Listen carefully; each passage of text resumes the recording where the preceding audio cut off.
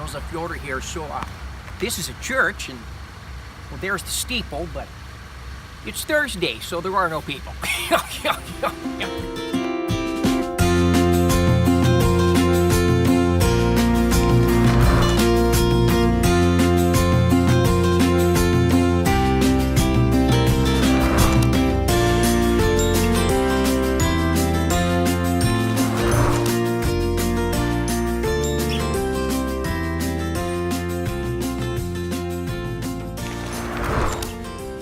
Hey there, Joseph Yoder here.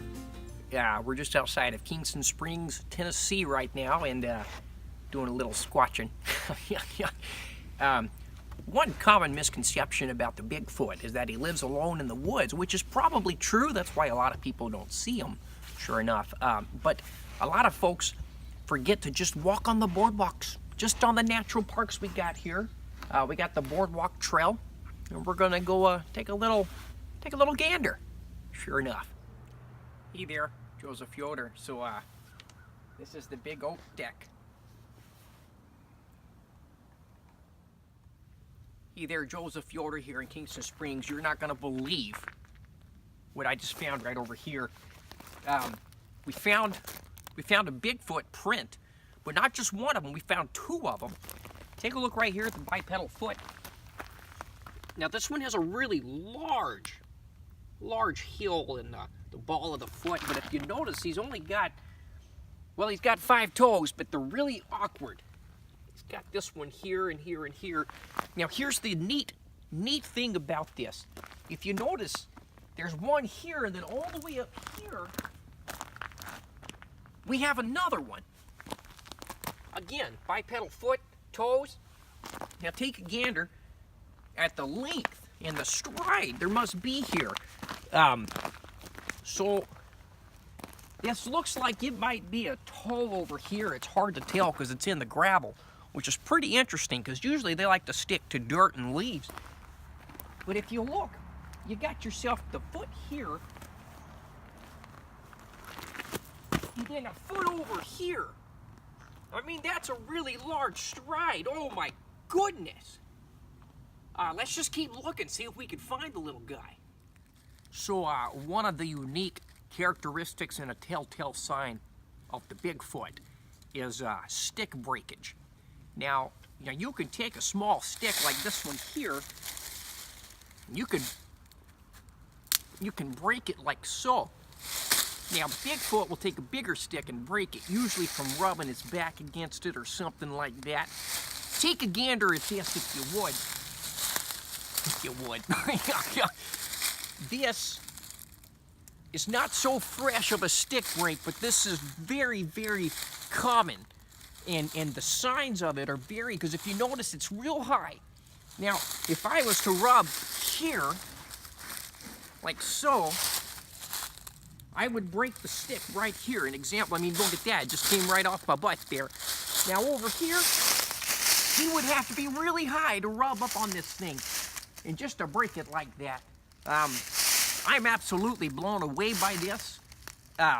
Let's just keep looking for the little guy.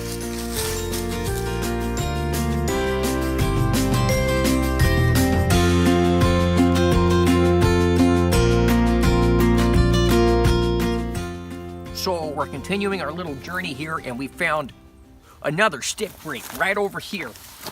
Now this is a real big one. What's peculiar about this one is he was really low to the ground when he knocked the tree over. I assume this is Bigfoot.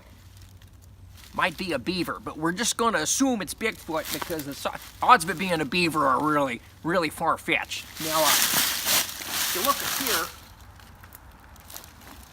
you know, actually, no, I think that was a beaver. So let's go ahead and continue our journey.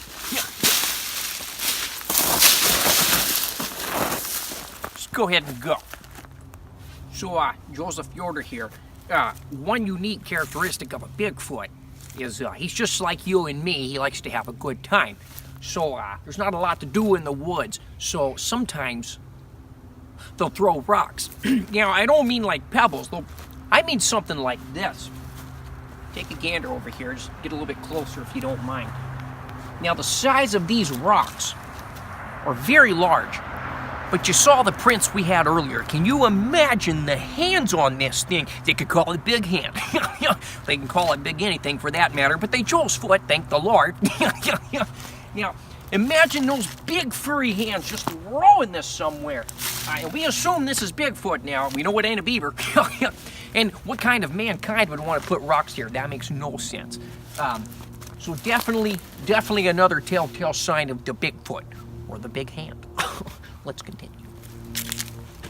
Joseph Yoder here again in Kingston Springs, Tennessee. The thing about a Bigfoot is when nature calls, he doesn't have to go too far.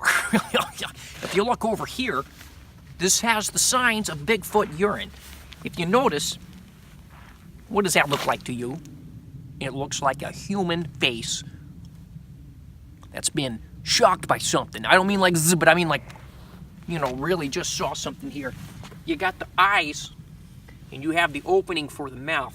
Why Bigfoot doesn't pee a nose, I don't know. But I'm pretty certain this is, you know, it might be motor oil, but there's a good chance it could be a, oh, now let's just take a gander.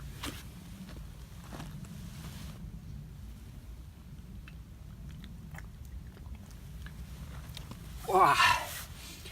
Yeah, I think it's 10W30. Yeah. Let's keep looking over some Bigfoot paths.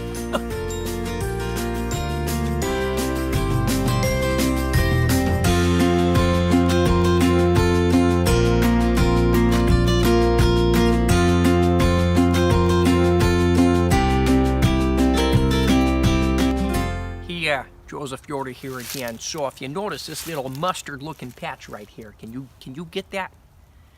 It's right here. So it's actually a pretty big telltale sign of the Bigfoot. A lot of people, you know the expression, we all bleed red. Well, the Bigfoot does not. He actually bleeds yellow, which is a pretty interesting fact of nature. He's the only creature that bleeds yellow.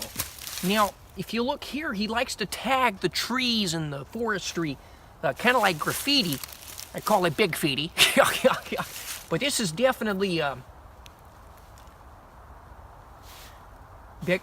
You know, it actually might be mustard. I might be wrong. You know what? The park people probably did this. This might be cut down soon. But just know in the future to look out for yellow blood. Bigfoot, big feety. Yuck. So hiding behind this tree right here because we heard a noise over there. Now the legend of the Kingston Springs, over here. Now the legend of the Kingston Springs Bigfoot is that they have a unique call. We're very close to Music City. It's probably an evolutionary thing, I'm not sure. But I know how to call for a Bigfoot. We heard some sticks breaking over here, and some feet paddling around, we don't know for sure. Give him a call.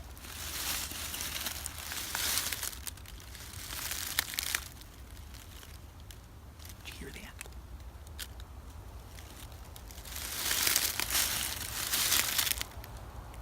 Yoder lady, who?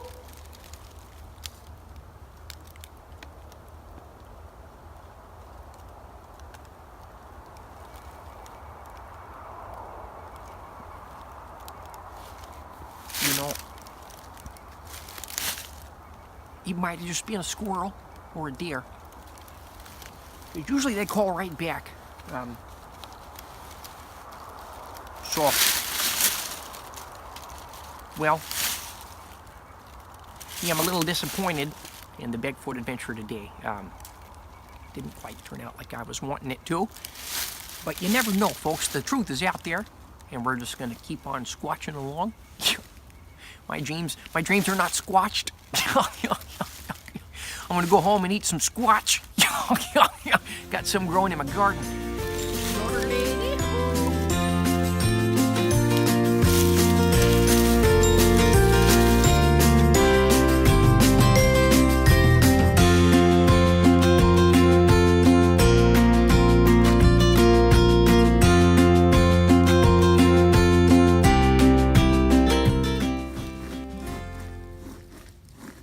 Get him like this right here, you know, he's rubbing his butt up and down.